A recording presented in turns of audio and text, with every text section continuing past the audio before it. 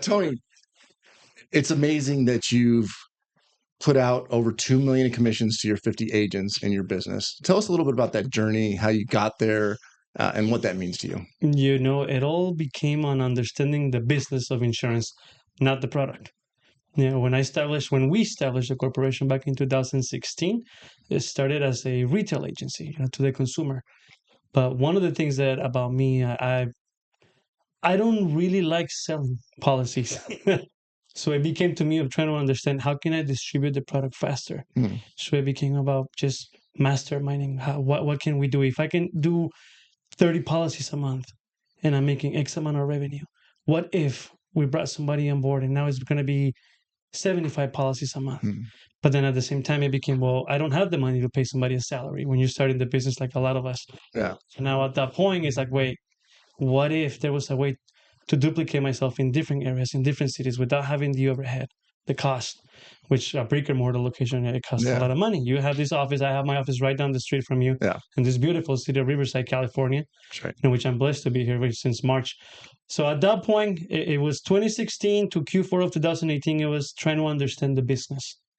And once I started to understand the different directions that insurance goes into, okay, different sources of revenue, different distribution channels, we became our 50 partner agents. So when you think about insurance, you have P&C, property and casualty, okay? Then you're going to have personal lines. You have home and auto, renters insurance. Then you have your commercial lines. Commercial lines starts to open up. Is that tree has a lot of roots, and then you start to look into financial services, and then you start to look into group health benefits, and then you start to understand Medicare. So insurance, it goes in so many different directions. You're doing all of the insurance. Not all of them. Okay, not all of them. We manage 7 sectors of it because we also don't want to spread ourselves too thin. But when it comes to the corporations, every division is run by a leader, not by myself. But once again, back in Q4 of 2018. God knows what he's doing better than we do, and you probably know this. It was at the time of desperation. I don't know where a connection came back from Texas. Hector Ibarra, who's the vice president of Leto. So Leto Financial has 2 corporations: Leto Financial and Insurance Services, Riverside, and then Leto Financial and Insurance Services, Texas Inc. Okay. So we have 2 different corporations. On that one, that's when Hector came on board. God knows what he does because he needed the markets that we had here in California. So then at that point is the idea of me trying to create different distribution channels. Sorry, I just pumped that up real quick. And the first thing you told me, I just messed that up. Don't do it. He already told me, don't do this because you can hear it. So you guys will hear it. So Hector comes on board and he tells me, you know what, Tony, I'm struggling because I don't have the markets. At that point, he was farmers insurance. Oh, he's captive then. He was captive. I started as a captive agent myself. So from there, okay, well, Hector, let's try to figure things out. Let's figure out first of all, let me make sure that we can go into the state of Texas and where's the risk going to be. If you make a mistake, it's going to cost us the appointments. I mean, obviously, this guy, I've known him for a while. So the partnership and the trust was there. And then from there, it became, you know what? I have 3 other friends and 4. It went from 2 to 3 to 10 to 35. So the idea that I was trying to figure it out for 2 years, 2016 to 2018, it all came together with the relationship of Hector. Because none of what we've done it's never been what I've done. You get me? I've never done anything on my own. It changed the whole direction. It changes everything. And if you're running a business, you got to understand you have to be willing to partner up with people. You have to have relationships, strategic relationships.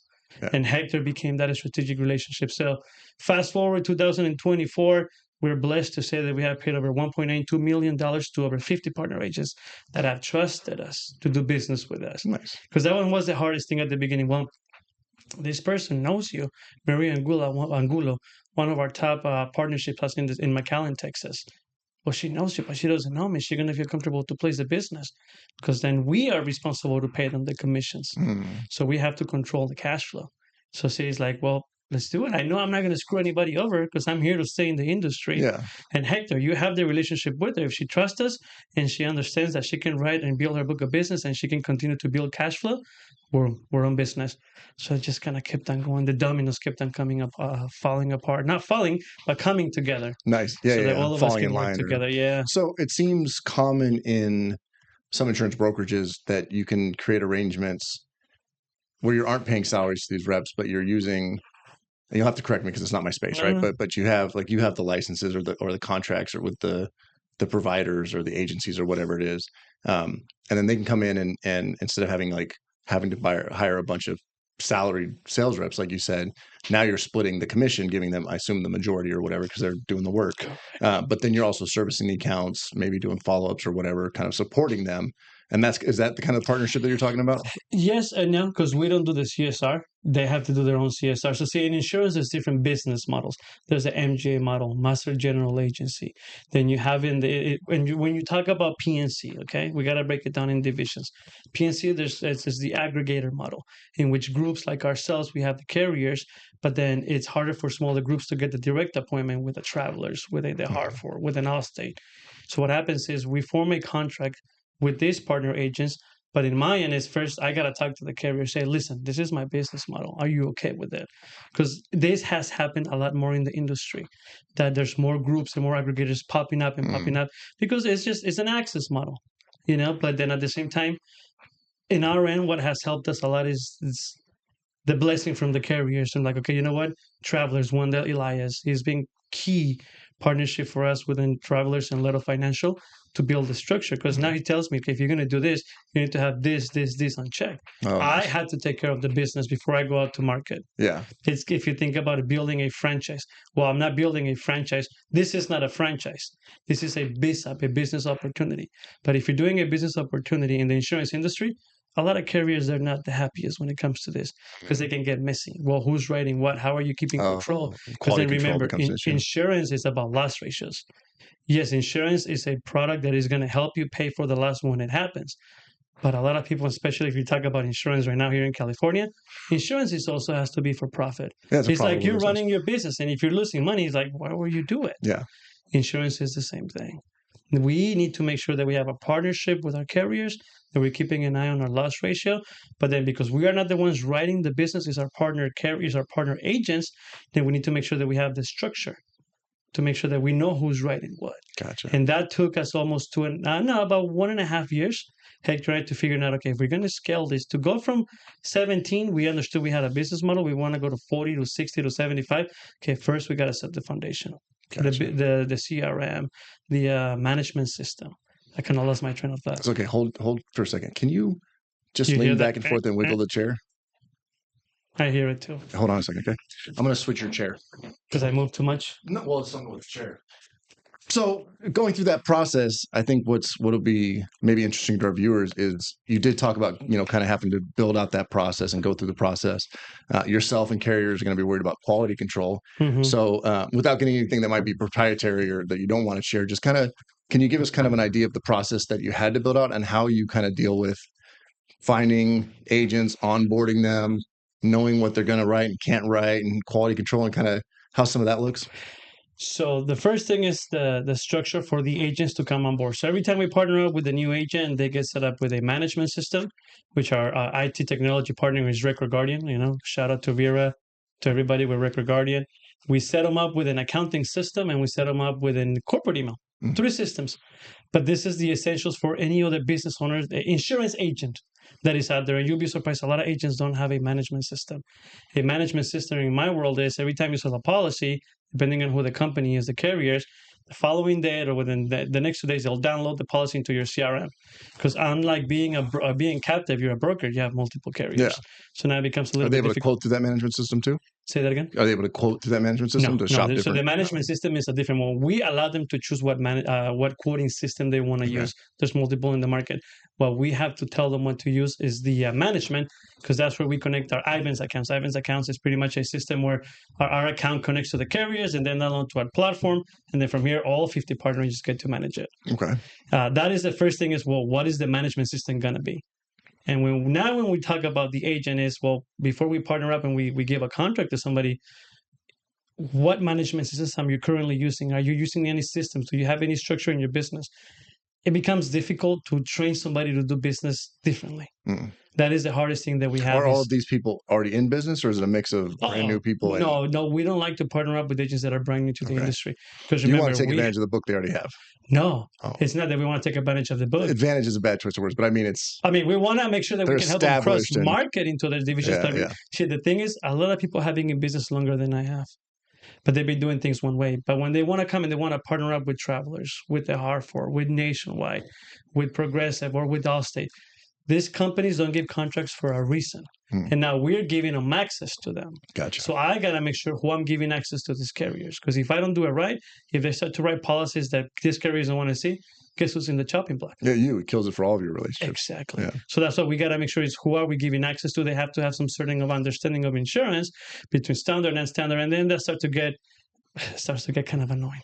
Gotcha. But on the business side, that was the first thing that we had to figure out before we went out to market. Making sure everybody goes through a consistent process, gets vetted, protects yourself. That makes sense. Now, some of the lines you offer are business.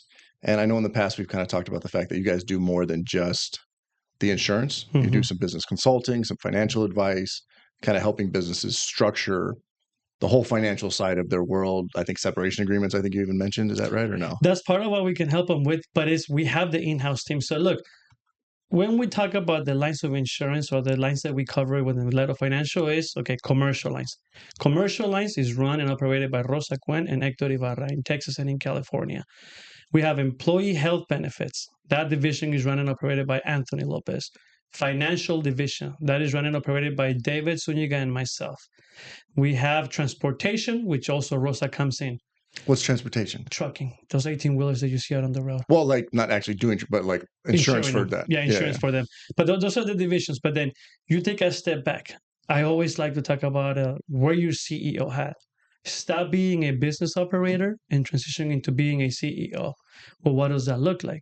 Well, suppose that you're a business owner and you're out there and you're running your accounting, you're running your sales, you're running your customer service, you're running your own payroll, you're doing everything yourself. You don't have time to grow the business. Yeah. But it's kind of like, well, the chicken or the egg. How am I going to grow the business if I don't have the sales? How am I going to do all these things? Yeah. And to wear the CEO hat is to learn to delegate. Before you learn to delegate, you have to have a team. Yeah. And the crucial things when it comes to business owners, stop thinking about insurance. Sorry. I'm going to start rapping right now. Stop thinking about insurance. Any business is crucial for you to have your books done. It's crucial for you to file your taxes. It's crucial for you to give your employees the right type of benefits that you can afford. But you don't know what to do, where to start. So the financial division breaks down into two divisions, subdivisions. You have the traditional and you have the advanced financial planning. The advanced financial planning is where we work with the business owners as a consulting agency. One division that I mentioned is as Julian Garcia, our CFO. He's been working with Leto Financial for the past 4 years. He graduated from Cal Poly Pomona. He's almost done with his CPA. But here's what we have. We have the team together to administer for a lot of businesses out here in Riverside or anywhere. All of these sectors, we can run your accounting. Boom, Julian comes in. He plugs in with their systems, and now you can delegate that to Julian. Yeah. But internally, we get to see how the company is operating. Wait, advanced financial planning. What systems, what strategies can we implement for this company to help them save money in taxes? Yeah. Well, maybe there's a qualified plan. There's a non-qualified plan strategy. Well, we have the numbers with Julian. We get together behind doors and we are proactive for the business owners. You know what, guys? This company is generating, let's just say, $2 million. After all taxes, everything, their net is coming to probably $600,000. Now their tax bill is coming to maybe $80,000. That's a lot of money. But wait a second, is this company implementing any retirement plans? No. Okay, well, let's just start to play with the money. Let's start to just move the cash flow around. Let's implement a qualified plan. And let's make sure that... What's a qualified plan? A qualified plan, I always like to use this analogy. There's qualified plans and non-qualified plans. Think about your corn tortillas and your flour tortillas. You want to save money for your company. Well, a qualified plan, if you have employees, think about a 401k. That's the product. But the qualified plan is the strategy, is the umbrella. So under the qualified plan are we going to go with a 401k? Are we going to use annuities? Where are we going to put the money so that when the money goes out for the employees, the company gets to have a tax write-off? So therefore, instead of having to pay $80,000, now you're probably paying $40,000. Yes, the cost of the plan has some fees, but you're just pushing the money so that people get to have the retention of their employees. Yeah. You're using that money to help your business as opposed to just giving it for taxes. The qualified plan or non-qualified plan is going to be the umbrella for the tax, the accountant for Julian to pay the taxes to classify with the IRS, but what goes inside that tortilla? is what makes a difference. So it's if you come to our seminar, perfect commercial. Time to plug it. Perfect timing. September 5th, we're going to have a seminar which we talk about these things. This might come out after that. It's okay. Yeah, Don't worry about it. There'll be another one. Oh no, there's going to be there'll be multiples. There'll be monthly. Yeah, we have quarterly at least. No, we have a monthly here at the office. Right, so watch for monthly seminars. That's the financial division. Now, I said advanced and then traditional. Advanced is when we get to the nitty-gritty with the business owners. But for that is we manage everything for them, which therefore for the business owner, the business operator, they get to delegate all these things to us. They don't have to worry about their accounting. They don't have to worry about anything else. We do that for them. Yeah. And instead of them having the employee taxes in-house, they just get to contract it to somebody else. So therefore, it's an additional tax deduction for the business. Yeah. And one of the biggest things for you to focus on and working on the business is stop doing the non-IGAs, those non-income generating activities. It's all, and I learned this the hard way, because when we were growing the company, 2018, we started to pay out commissions. Okay, now I find myself doing commissions and larger commissions, and it's taking me more time. I'm like, I'm wasting way too much time doing the commissions when I should be talking to other agents. Boom. Once again, God knows what He's doing. He puts Julian in my life. I start to understand Julian. Julian understands me to the point that if somebody can wipe me out, it's Julian. Why? Because he has access to all my bank accounts. He has all my social securities. He files all of our 3 companies' taxes. He has direct access to my company. But that's what you got to do if you want to grow your business. Yeah, you got to trust people. You got to trust people. And on the income generating, as a Jack Daly seminar, and he called them the high value opportunities, or high value tasks, whatever. It's the high value stuff, not doing. And that's something I'm closer. I only have a little bit of client work left on my plate, but now I spend the majority of my time trying to focus on things that I think will either relationships or marketing or things that, are going to be generating. I still do the sales. So that's the next step, is to kind of, for me, my path is I finally got production locked down. I do very minimal of that. Next is to get marketing locked down, and then and I'm a marketing company. It's ironic, but my team's so busy with clients that they're not doing the most of it now, but get that into the team process. So that stuff's being handled. Get sales a little more attuned, like we're refining our sales process, stuff like that. But then get a salesperson in. And that'll be pretty good on the CEO path, as far as, because we got somebody handling our books and a lot of things you mentioned. So I think so what you kind of were talking about in the beginning, being a CEO, working on the business, not in the business. Some of the things, without it being kind of directly like the services you necessarily provide, but just as advice. This is kind of for entrepreneurs, and there'll be some startup type people. So as you're working through your first 0 through $1 million, like, what do you think some of the most important things to make sure you either systemize or outsource or whatever? Do you know what I mean? It depends on the business, but the one thing you need to systemize from the beginning, you got to set it up, is the accounting, because that takes a lot of time. Is the money, that's cash flow. You got to understand the cash flow that is coming through your business. And understanding those reports, like even if somebody's making them, you should still be looking at them and reading them. And I've got to go through, I just got a P&L to go through, because I want to start trying to reduce some of our costs, right? Like we've got $6,000 a month just in subscriptions for, our small team, right? So I'm like, let's start there and try to, bring those numbers down and see where that puts us. So the accounting and the P&Ls. That would be the one thing that I would say, focus on that. And I just had the same meeting with Julian 2 months ago. I'm like, okay, wait a second. Let's review this P&L. Let's review this actual cash versus what we retain. I'm like, okay, I am not the expert, but once again, you have to have the team. Besides that, you need to have a way to get out to people. Marketing. If somebody told me, what was this guy's name? He was from West Covina. I don't mind giving him a shout out, but I'm blanking out on his name. The one thing he told me is, you cannot be cheap on your marketing. That is the one piece. And think about it. How are you going to get more sales? Yeah. You got to market yourself. But make sure, don't be cheap, but don't be stupid either. Right? Know your numbers. Like one of the things that we always advocate for is people will, like dentists and some professional types are really bad about this. They'll spend tens of thousands of dollars a month in marketing, and they make money, right? My bad. That's okay. I'm messing this up. They make a ton of money, right? But they don't know which one's working. They don't have reporting. They don't know by channel. So they could literally have something they're spending $2,000 on that's bringing in all their revenue, and they've got $18,000 that they're just kind of throwing out there for branding, essentially. So don't skimp on it, but also be smart about it. Everything should be numbers driven. Everything should be report based, tracked, monitored, adapted. So I just want to throw that out. Think about it like baseball. This new era of baseball is so much about analytics, and I think why the Dodgers sometimes they get frustrated. Dave Roberts, I'm a Dodger fan.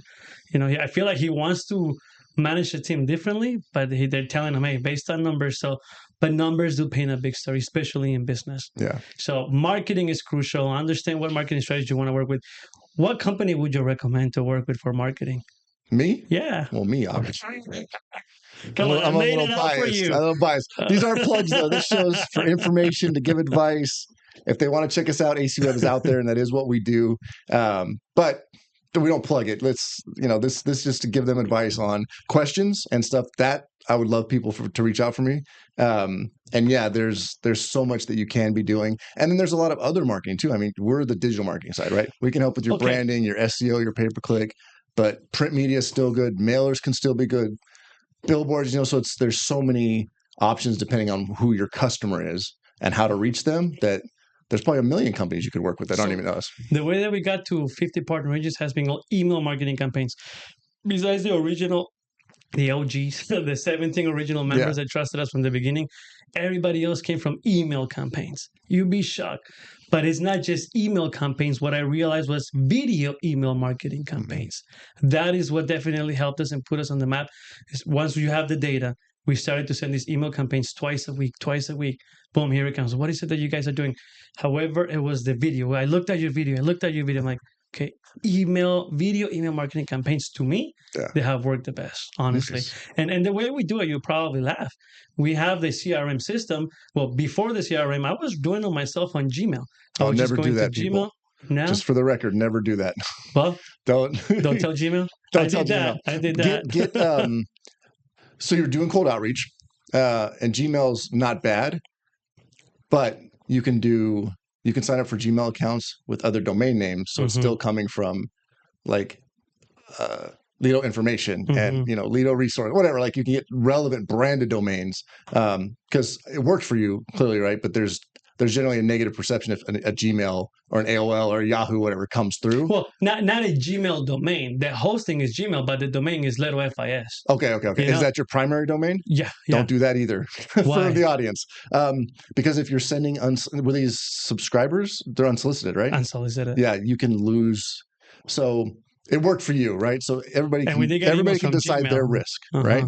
But today, and we're doing this, and we do this for people.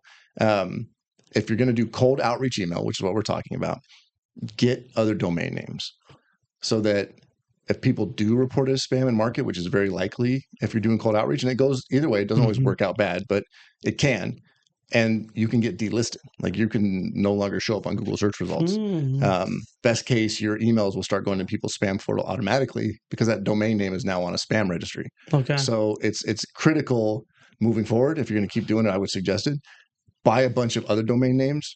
There's tools like Instantly and some other ones that you can email through that do it in a amount of emails grow over time. Like there's ways to do cold outreach without risking everything, right? Because in business, from a marketing standpoint, I tell our customers that your number one asset is your website.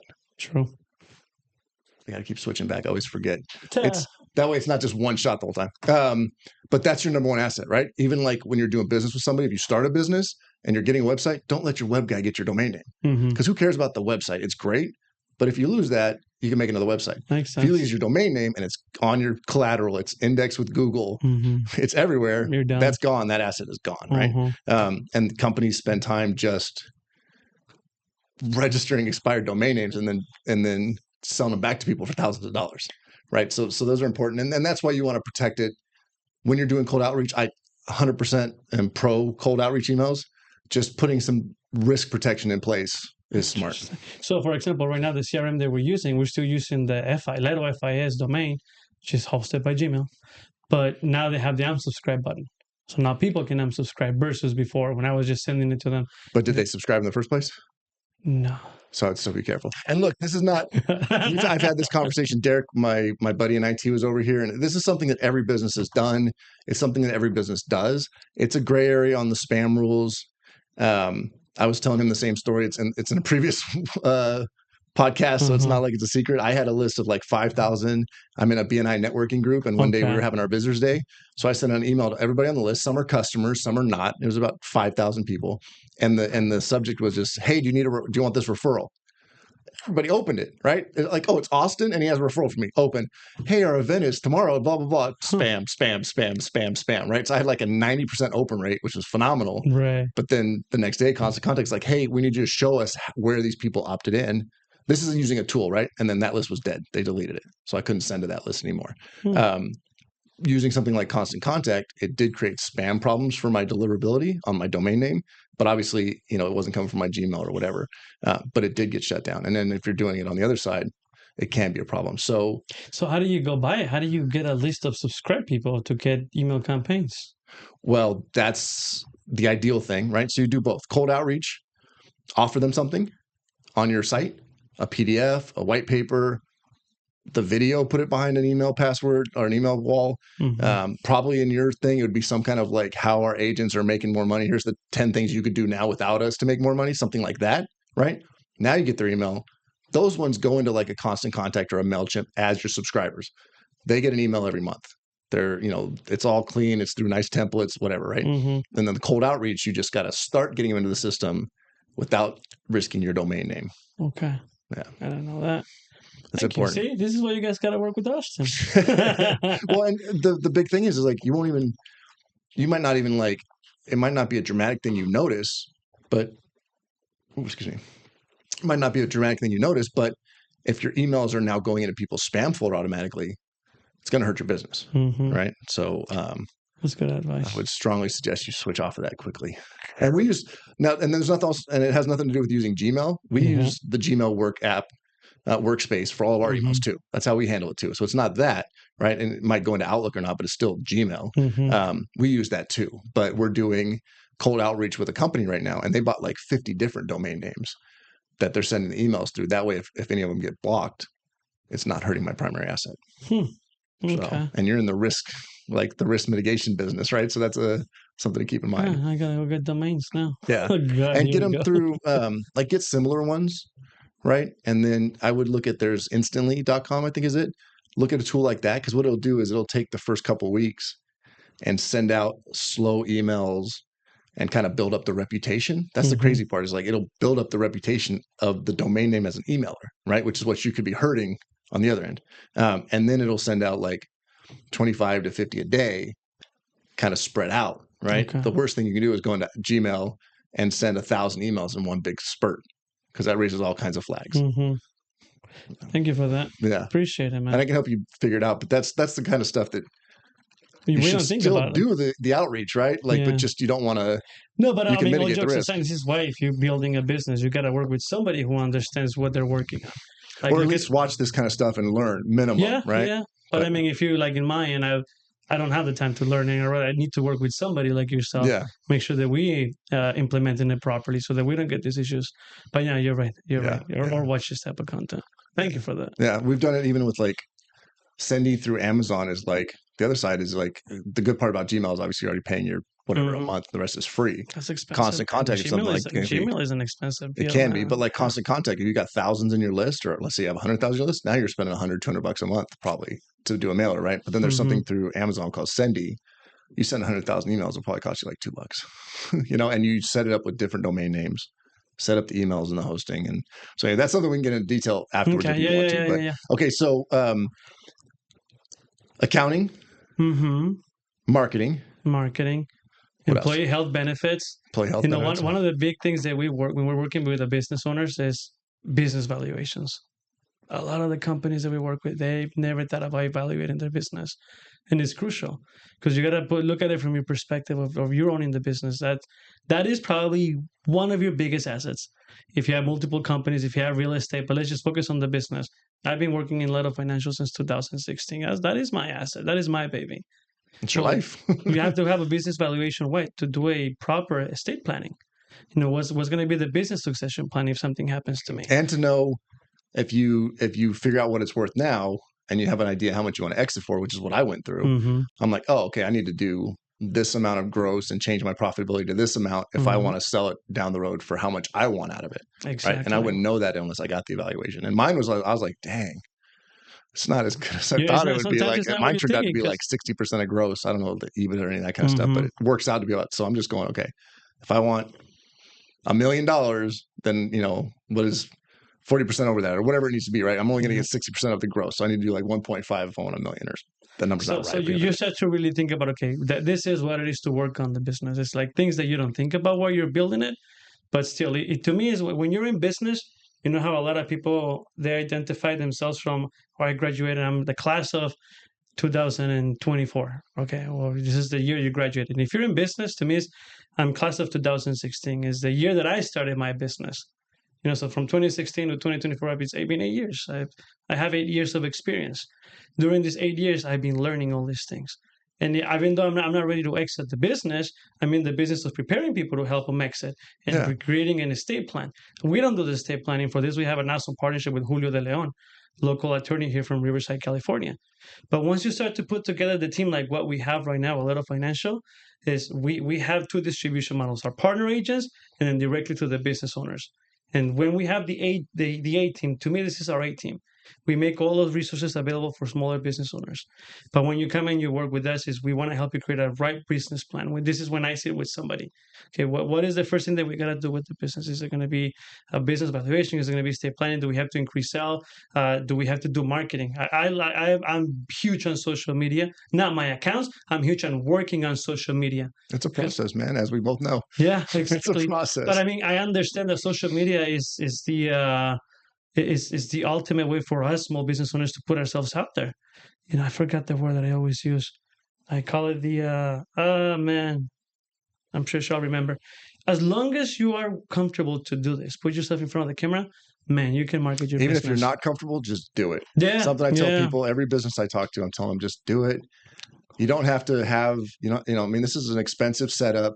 You don't need all of that. If you have a halfway decent phone and you just put it on your calendar to do it once a week, like you put out a ton of content, way more than I do. But the key there, though, is regardless, is having structure to it. Mm-hmm. And it doesn't you don't have to have great lighting. You don't have to have the best camera. Just start doing it. You're going to be uncomfortable. You're not going to know what you want to say. You're going to repeat yourself. You're going to have to cut it back. You're going to have to edit, whatever. But do it. But do it. And each time it's going to get a little bit better. And then even if it's not perfect, people don't care about super produced stuff. You know what I mean? It's not anymore. It's if you're giving good information, genuine information, and trying to help people, and then just taking the effort to do it, you get rewarded. Not just now, it is a beast of a challenge, right? Like to get another job, dude. If you set out and say I'm going to be a social media influencer and that's my life, good luck. Like it's like saying I want to be a pro player, right? It's absolutely possible. But what percentage of people that dedicate their lives to a sport actually end up as pro players? Look, it's the same thing with everything. I just started doing social media 2 years ago. It was 6 years that I dedicated just to focus on growing the business. It wasn't until 2 years ago that I said, you know what? I need to use this tool, the great equalizer. That was the word that I was looking for. Yeah. I have the great equalizer in my hands. Yes, I don't have the budget to go against Nike. I don't have the budget to go against AIG, Transamerica, or Mutual of Omaha, because these guys have huge funds, huge amounts of capital to deploy into marketing. But as long as I get to do this and I put myself in front of it, it'll get out there. And it has happened. But the one thing is what you were saying right now is, dude, I look at the videos that I was first making at the beginning. Jesus Christ.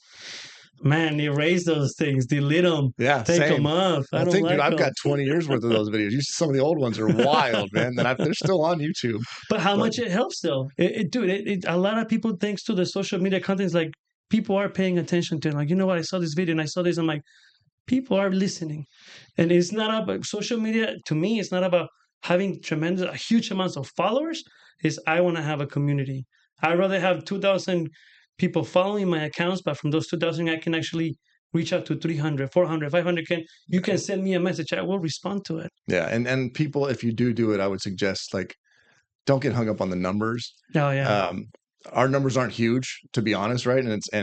But it turns out, like, I'll go to an event or I'll go to like my BNI or something. And then there's people that, for whatever reason, they watch every video. They talk to me about it, but they don't like it and they don't comment. Right. So don't let those things discourage you, because people are actually. Sorry, somebody walked in the office. We'll be back. And we're back. No. Nope. Nope. Nope. Hey, we're doing a live podcast. You gotta expect this type of things, and don't edit this out. Leave it in there, man. Yeah. Are you doing? I hear We'll it. be right I back hear after it. these messages. I like it. Yeah, some of it I edit out, some of it I don't. I want it to be a genuine conversation, but then like, switching the chairs, we'll take that out. Yeah, maybe the chairs will take So, them off. I don't want to be put to see my muffin top. but people are looking at it. People People do pay listen attention. to it. People share. I'm in part of several groups, and I even did a video about it. Like the cheapest thing you can do.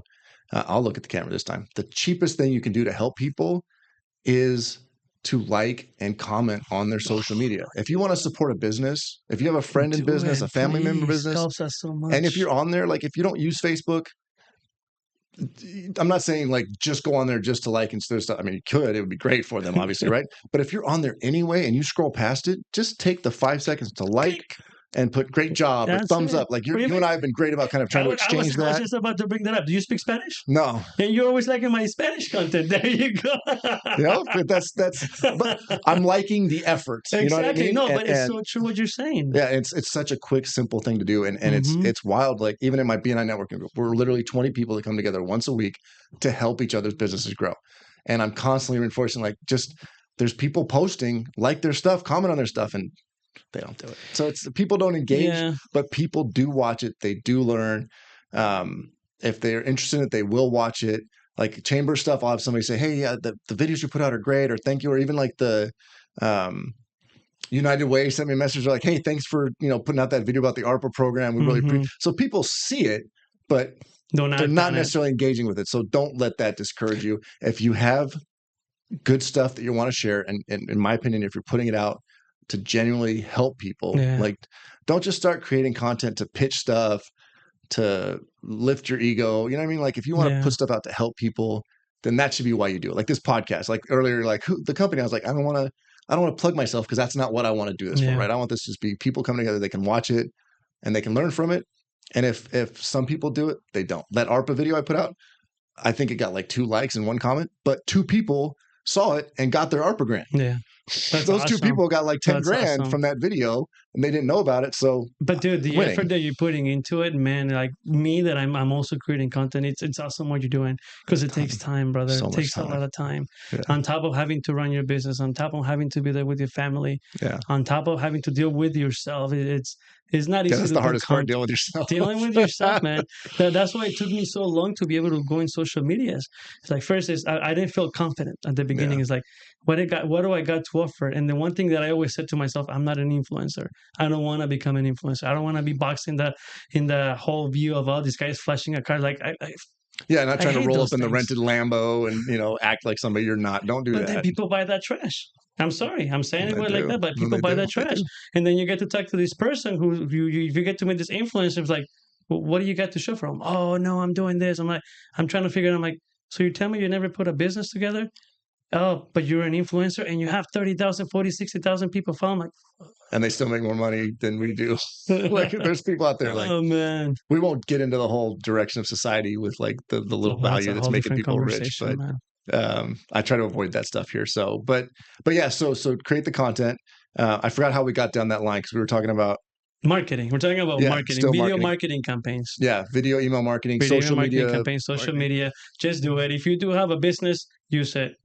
Put yourself in front of the phone. And make sure that you start to build that confidence to just put it out there and let people. Hopefully, people will like it. And try to build a community like what you have done and what I've done with other people. Is like just like everybody's comments. That will everybody's videos because that does definitely help. That's the flip side of that is like liking it and stuff like that. And I do it to support people, not for other reasons. But if somebody only got 3 likes, they know who liked it. They'll see it. So they see your name. You're getting so right. You're so staying front of mind that way too. So there's other components to it that are just there's benefits to being supportive. And there's videos because I've seen like, wait, Austin liked it. Like I've done that with your stuff that you like. I'm like, wait, let me see, what is this? I'm like, oh, okay. It does help a lot. Yeah, absolutely. So it's important for people to do it. And then I just want to circle back on with marketing, with like having the valuation and where you kind of start in the process is, and this is something that I didn't have a good firm grasp on until recently. I didn't have a firm grasp on anything. I've owned this business for 20 years. and I've been working on it for the last 2. So, it's been 18 years. We're just kind of like, I was living a comfortable life, not doing anything exciting, but just cruising, right? But okay, so and one of the things that I had to do was kind of actually, take note and think about. And if you're starting, you can skip a lot of the problems, but know where you want it to be. Like when I said that I got the valuation, because I wanted to set a goal to be able to exit, right? I'm 45 in 5 years. I'd like to be able to sell my business for 5 million. That's my goal. Will I sell it then? Probably not. If it's doing well, I probably won't exit, right? But I want to be able to have, or maybe I will. Maybe I want to do something else at the time. But if I have a goal in mind and I can work backwards from it, and that's something we talked about in a lot of these and a lot of my videos, you can figure those pieces out, right? So if you just say, I want to sell my business for 10 million, and that's what you say, win. You don't know. So you're just going to be doing kind of chugging along, right? But if you say, I want to sell my business in 10 million in 10 years, then you know that every year you got to add another million in revenue, right? To get there, or whatever trajectory you want. So those that kind of planning is important on the financial side. Same thing, right? And anywhere, man. I mean, you just said something that is key, and even in my presentations, I have it in a slide. It's what I call the gift of clarity. You work at it backwards. First, you have to identify where you want to go. You gotta identify it. Okay, if I want to build a $10 million, like what you said, okay, you gotta visualize it. If I identify that I want to get to $10 million, I'm going to visualize it's going to be through the business. What are the sources of revenue that the business is bringing in? Visualize each source of revenue. Visualize how you're going to maximize the sales in every division. Okay, perfect. I'm seeing it. It gets overwhelming. How are you going to service that work? It gets overwhelming. It's a lot. And then on top of that, run your daily life. So identify. You visualize. Okay, visualize. To me, I'm very structured, man. I used to be a drummer. I used to play some music timing. It was like embedded in my head. So structure, okay, divided in buckets. If this is video, email marketing campaigns, you want to work, you set up that division.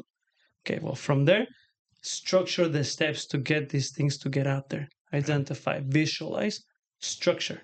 Structure the steps that you're going to have to take action for every single division that you just visualize. You wanted to take action to be able to get to the $10 million. Okay, you visualize it, you structured it. Boom, guess what's next? Execute. Do them. Because this used to happen to me at the beginning. Like, man, I wanted to do so many things, but there's so many things in my head. And they say analysis by paralysis.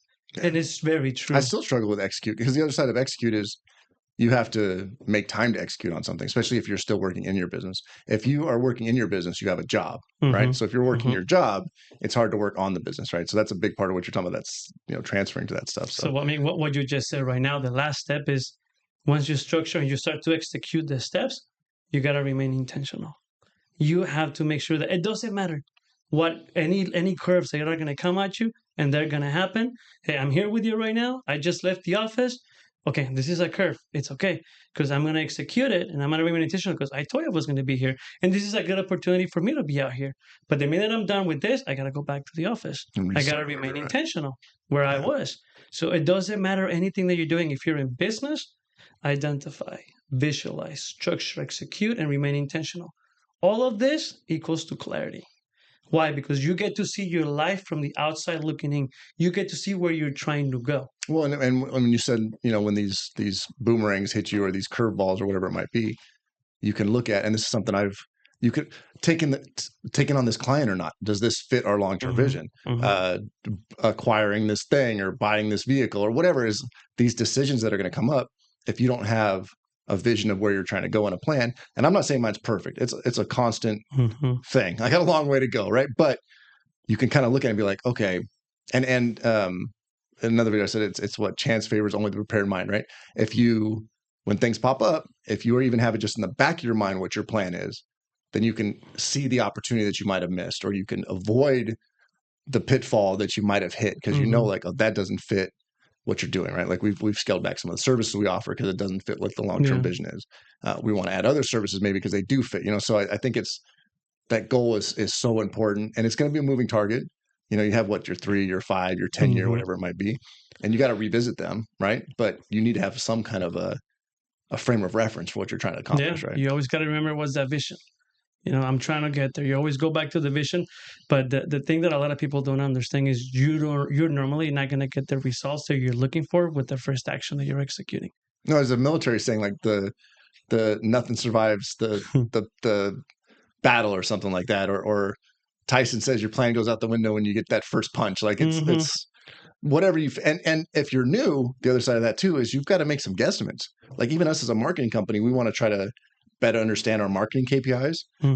We've grown off referrals. Like 90% of our business is through referrals, even as a marketing company. So now I want to do more cold outreach email and more paid ads and stuff like that. When I'm making my plan, I'm going in there, I'm kind of like, okay, if I have 2,000 visitors to my website, if I use the standard, like an industry standard, like 1% conversions, I'm going to make some guesstimates, right? And every month, I'm going to look at what my goals were based on my guesstimates. And then I need to go back and plug in what actually happened and then start to adjust those, right? So your numbers in the beginning might be loose. They're going to be guesstimates. They're going to be your best assumption of what's going to happen, and they're probably going to change a lot. But even like in my point, every time we're implementing a new strategy, we still don't know what the true result is going to be. We have a vision where we want to go. Yeah. Like, oh man, that's not the result that we were expecting. And just getting back to the board and okay, how do we get to the vision? What is it that we got to do to get to that result? But a lot of people don't understand that and they get frustrated. But to kind of bring it back, if you're trying to figure this one out, is you got to quiet all the noise. You got to identify, visualize, structure, execute, remain intentional, because that's going to be the gift of clarity. And the gift of clarity only comes from God. So to me, what has helped me out a lot is my relationship with him, because I understand that everything that's happening within a lot of financial is not because of me. One is because we have a team together that, once again, he's the one that brought the people to my life. And when I say him, I mean God, I mean Jesus. I'm going to talk about it. So whenever, to me, I started to stop doing things on my own understanding. Proverbs 3:5-7. Trust in the Lord with all your heart and do not rely on your own understanding. Seek him in all your ways, and he will guide you on the right paths. Walk away from evil. So I was at the beginning of the company, like, I wanted to do things my way. No, I'm going to do this. I'm not getting the result. But then once again, here I go again. I want to do this, and I push my way through it. And even through life, sometimes we want to get the shiny object that's going to bring us an instant gratification. And it doesn't matter what you got to do. If it's to buy that car, you go and you get yourself in debt. You do the wrong things, but yet you're doing things on your own understanding. Yeah. Without understanding that, okay, wait a second. I'm done. I'm tired. I don't want to do these things anymore. Little really started taking off the minute that I said, you know what, God, I'm done. I'm done doing things on my own way. I need help. I can't do it alone. I didn't go to school. I didn't graduate with an MBA. I went to school and I studied music. That was the thing that I went to school for. And here I am in business. And the reason that I can tell you why we have the success that we have is the group of the 50 agents that we work together is all of us know that he's the one in control. Nice. And that has helped me out a lot. Yeah, that's huge. And even if that's not your path, let's just say, I think an important part of what you said there, and what you said is important, and but even just having that leadership team and you said it earlier, you got to delegate too, right? You can't beat your head against the wall and do everything and manage every task and do every piece of everything, right? So whether it's taking off that spiritual and emotional burden and giving that to God, or taking off that accounting burden and giving it to your CPA, and just starting to open up that trust. Yeah. And that's not easy. That's not easy for me either. Fortunately for me, I've always been kind of more the ADD sales guy and not the best like web developer, whatever. So I've always needed team members for the production side. So that's helped me kind of stay more out. I've done it for 25 plus years, the web design, web development, digital marketing stuff. So I have a really good understanding of how it works, but my guys will build websites 1,000 times better than I can now, right? They'll know the SEO techniques better than I can, because now I'm focused on my business, right? Right. I guess I still stay up on the trends. I still do reading, but I'm not doing the day-to-day. So not shouldering the burden in all aspects, I think, is such a hard thing to let go of. I get you. But then once you start to do it, boom, things start to happen. You get different results. Yeah. And I think one of the reasons why people say the first 3 years or 4 years is when businesses fail, it's because you're either going to build a business and you're going to understand that you're going to have to build a team, or you're just going to try to run everything on your own. Yeah. And that's fine. If you want to be an entrepreneur, if you want to be a business operator, that's fine. But if you want this to take off, it's like I tell, you got to put on the CEO hat. You really got to put that on and stop doing certain things. We fell into an in-between, right? Where I was doing most of it as poorly as I may have been or not been doing. But we didn't fail. We survived, right? So we were doing enough We had enough sales, we had enough understanding, we had enough of a team to survive, but I never really like tried to build a system. That's what a business is, building a system that works without you. And, like now we're starting to grow. I mean, we did like 50% growth last year. We'll probably do 30-40% this year. And I've got to keep pushing it, right? If I want to get to 5 million, but it's those systems, production systems. Now, if a team member leaves, another team member can step in, follow the checklist, right? So those kind of things, like things I didn't do for 18 years, right? I had, for the last 10 years prior to 2021, I think, there was 3 of us and we all just kind of did our thing within the business. Like projects pretty much got done. Some things fell through the cracks, but there was no rhyme or reason. There was no structure. There were no regular meetings. There was no accountability. Half the time I'd be playing video games while they're getting work done or whatever it might be, right? But now we have weekly meetings, daily huddles. Every job is responsible for kind of maintaining their process documents and trying to improve them, right? Like don't just follow it, make it better, right? Yeah. But the key is that that's now a position, and this is something I talked about before, something that somebody showed me a long time ago that I didn't fully visualize or internalize. He took me and he sold baby diapers, resold baby diapers on Amazon, cloth baby diapers, doing millions, right? And he took me to his office and there's like 4 people or whatever, but we were kind of having a business conversation. And he's like, look around. My business is these desks. I love these people, but I figured out this desk has to do purchasing. This desk has to do fulfillment. This desk has to do marketing. You know what I mean? And he goes, and now if something happens, I just know I need to refill that desk. As long as those desks are in place with good people, those roles, those positions, and I know what they are and what their outcomes are supposed to be and what their KPIs are. And this was probably like 5 years into business that he told me this. I was like, oh, that makes sense. That was cool. Like, it seemed like it resonated, but now I'm like, oh man, what that really means is having that position in place, having that process defined, having the KPIs understood, the reviews in place, like having that role defined so well that anybody can come and go, yeah, the blueprint's there and they can follow it and the next person can follow it. And every time I'm having a business consult with somebody new, the first thing I ask them, well, how does your business operate? They start to go in so many different directions. Oh, this. And I'm like, okay, first thing we got to do is we got to draw a blueprint. It's so simple. Get a simple piece of paper and just draw boxes. Just put it on paper. Start to identify what every single division does, every single little thing that it takes for your business to operate. Then once we start to see it, then we start to delegate. Okay, this is what you got to do. This is what we got to move forward this direction. But a lot of business operators, they don't even know. They know because they do it, but they don't even know exactly how it operates. That's what I'm saying. It's not defined. Exactly. And you don't have to give like the click next level of detail necessarily, but this task has to be performed and here's the main steps. Understand the structure of your business. Understand what it takes for your business to operate. It's an org chart, EO traction, a business system. They call it the accountability chart. And then to play devil's advocate, the hard part of that is probably for over 10 years now, I've had org charts drawn on my whiteboard, in my notebook, whatever. Here's me, here's the leaders, here's the main roles. What held me back, and I should have thought about it differently, but what held me back is I'm like, okay, so go on to Indeed or whatever and get the job rates, get the market prices for these different roles. And we have all skilled labor, salaried people, minimum salaries of like 70 up to 150, 200,000, because they're skilled labor. So I look at it, I'm like, if I want everybody in the roles that I'm envisioning, then I'm going to have $150,000 a month just in payroll. And I'm like, we're doing 300,000 a year right now. Right? So how's that going to happen? Right. Now, what's I've been fortunate now is we've started to use COVID, kind of reinvigorated the remote work aspect, big time, which kind of opened up outsourcing again, right? So we were fortunate that unfortunately I had to let one guy go, and with what he was making here, I picked up 5 or 6 full-time remote workers in the Philippines, skilled laborers, bachelor's degrees.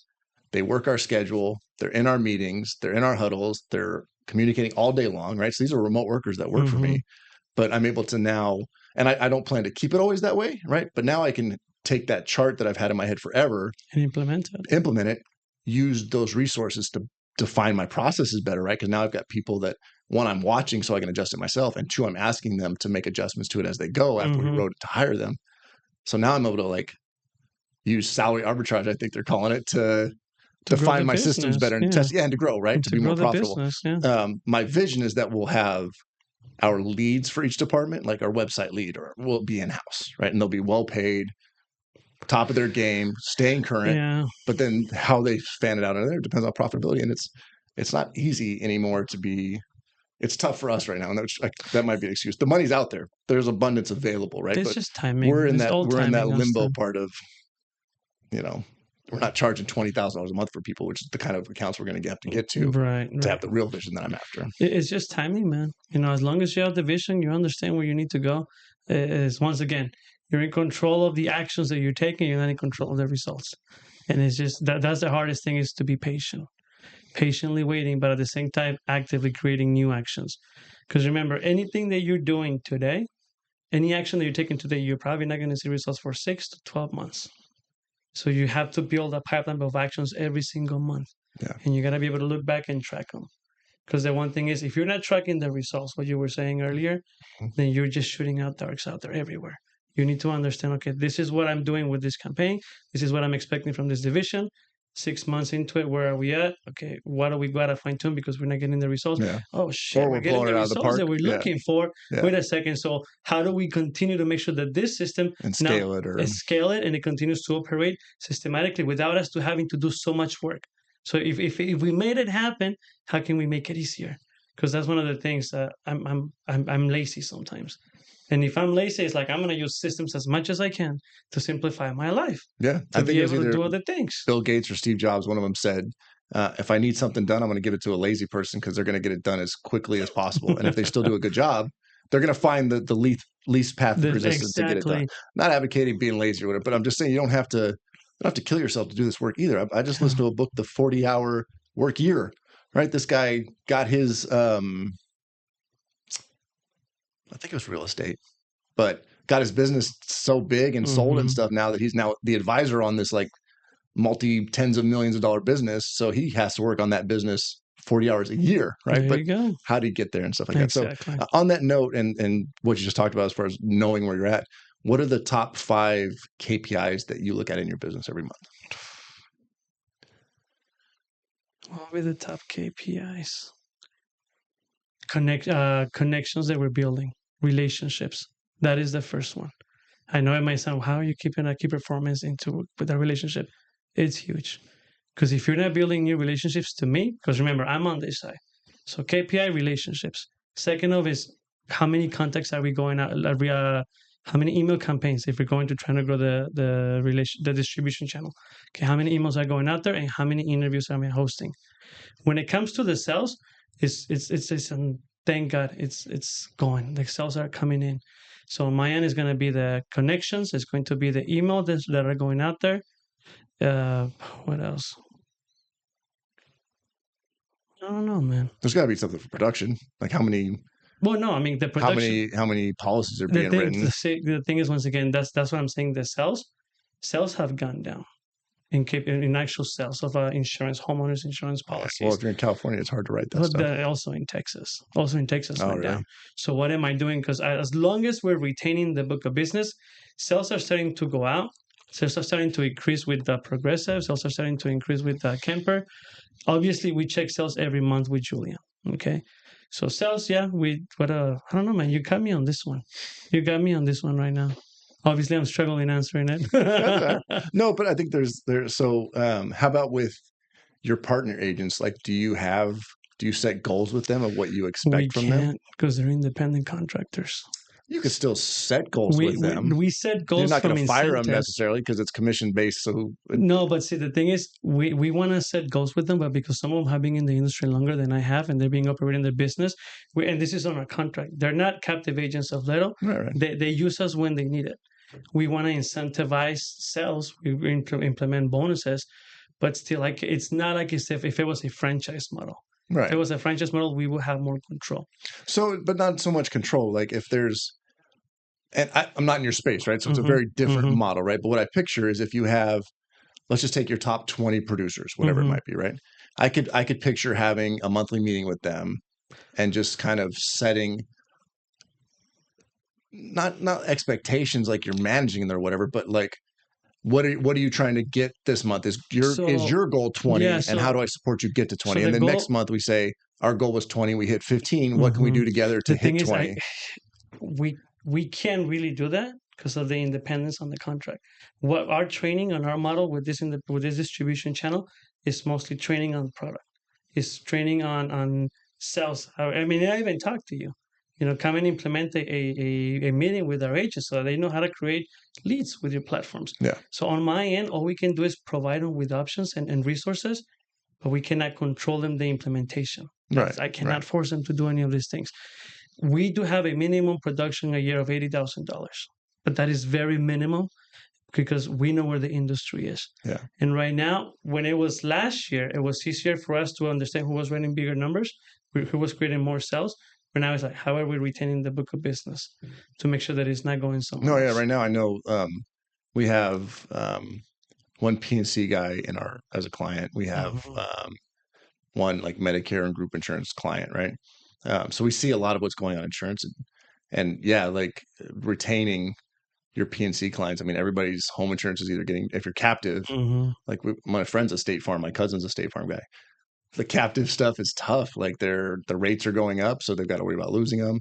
At the same time, like I talked to my State Farm guy, I was like, hey, I talked to a broker that's a friend. I was like, hey, can you check out auto for me? He goes, dude, just stay. This is not the market for shopping and switching. So you've got to make sure your people are happy, because if you lose them, they're gone, and it's going to be hard to get them back and write them. So I can see where like even just having maintenance goals, and yeah, that definitely makes sense that they're on the independent side and they're all running their own businesses. So I was kind of picturing more as you're their cheerleader and support person versus you're like, saying, why didn't you get to 20? No. And see, the thing is, with a lot of them, we want to show them how to be the CEO of the company, but even at that point, we struggle with them. They don't want to understand how to dive into different sectors of insurance. They don't want to dive into a P&C agent. It struggles to understand the financial side, especially if they have a commercial book of business. They're sitting on a mind goal of trying to implement financial strategies, implement estate planning, implement accounting. But even, and I just had this conversation with David. He runs the financial division. We're struggling with the agents for them to see the financial side. And this is something that we talk to them. We have meetings twice a week. Every time we bring it up, they're not jumping into cross marketing. They don't want to do it. But once again, I cannot keep on beating the dead horse. How many, you have 50. How many of them cross market? 7. How many of those 7 do you have advocate for you in those meetings? 7. They all push for it? They all talk about it. But it's once again, if you don't want to do it, you're not going to do it. Do they talk about how much more money they're making doing it? They bring it up. They have to, right? No, and we do promotions. We show them, but once again, I cannot go in there physically and tell them, do this. You can lead a horse to water, but you cannot make them drink it. Yeah. And that's the frustrating part, that we have 50 partner agents. We should be, at least on the financial division, we should be up 130%. Just with this distribution partners, but then it's not our book of business. We cannot go and cold call their book of business. Right. We cannot go out and introduce ourselves, because then there's a conflict of interest. Yeah. So our hands are limited on what we can do with this book of business. That it's over 20 million. Yeah. It's frustrating, and you can sense my frustration on that one, because we already have the path, the blueprint for them to, okay, this is what we got to do. We got to first get the report for the book of business. Okay, commercial lines, how many accounts you're managing for workers' comp, general liability, and I'm telling them exactly what we need. When it comes to your personal book of business, homeowners policies, this is what we need. Okay, next thing we got to do is set up a YouTube channel, because we're going to go into email marketing campaigns. We're going to let your customers know, you are going to let your customers know that you now have a financial division, that you now have employee health benefits.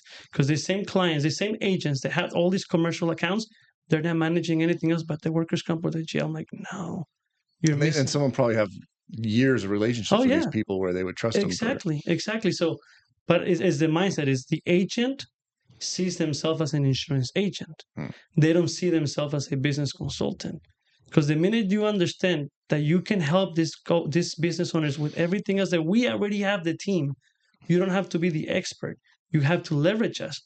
But once again, they're not making that bridge. So it's crazy. No, it is crazy. And it is frustrating. Seems like an easy opportunity for them. But yeah. But once again, it's like when it comes to this particular channel, it's only so much that we can do with the business owners ourselves, the retail to the consumer. Okay, that's a whole different story. Those are your directs because we have the A team deployed already immediately. Yeah. Okay, so we're getting towards our hour to kind of wrap it up. The last thing I like to ask, and I put everybody on the spot with this, nobody got to prepare ahead of time, but I think you've already kind of covered it, so I think it'll be an easy answer for you. What's one piece of advice you would give an early entrepreneur? Understand the industry that you're diving into, not the transaction. The transaction is one thing. What's making the money? Okay, is it the sale of a real estate? Is it the sale of newspapers? What is it that makes you the transaction, that makes you the money? It's not the same thing as how the industry operates. Understand the industry. Understand how to build a business out of it. And to me, to build a business is, how do you start making the transaction? Honestly. Find the best way so that you're not the one making the transaction every single time, so that you can scale it. Yeah. And I had this conversation with the previous marketing team that I used to have, is you guys need to study your industry. Because here I am trying to find out ways to get forward with our marketing.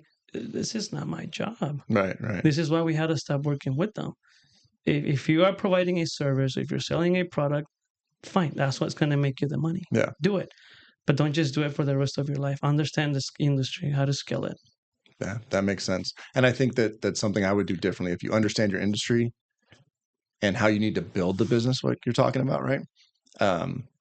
Then try to give yourself some runway if you can, right? Like if you can get some funding or something, don't go super in debt or whatever. But like what I always think about is if I could start over, I would want 6 months to just work on my business, right? To hire the people. Well, we're marketing, right? So it's great for us because I'd hire marketing people. I'd put them to work for me for the first few months, building all of my website. Like, so if you do understand your industry and you can give yourself some time to build a system, I guess is what I'm trying to say, before you get into it. And even if that's just on like let's say you have a job and you want to start a new business, I would say take a few months to build the business on paper. You know what I mean? Have that planning, have the goals, have the roles, have the processes. Like spend time just writing stuff. And with ChatGPT, you can do it in a weekend, right? You need to revise it afterwards, but you can get a really good framework from there. But like to develop all that as a business plan, and not like the 1 page, I want your money business plan, but like here's the roles I need, here's the KPI, like as much as you could, it could be a game changer. So if you know your industry, like I think that makes a lot of sense. I agree. Well, brother, thank you. We'll switch to the white side. So wait, let's hide the gut. Let's hide the gut. So get the so man, we met through the chamber. Yeah, through the chamber. I think the first time we really talked was at the salon opening, right? I think so. Yeah. But I think you've become a good friend. I think that it's fun to watch you on social media, see what you've done. So I appreciate you coming out. I know you're super busy. Just wanted to thank you for being here today. No, brother, thank you for inviting me. I really appreciate it. I know you're getting a lot of good people in this podcast, and I'm excited to see who else you're going to bring through these doors. And I gotta hit you up because we got a couple of things to operate, work together on. To execute. We still got to take back on those. But thank you for considering me and for your friendship. And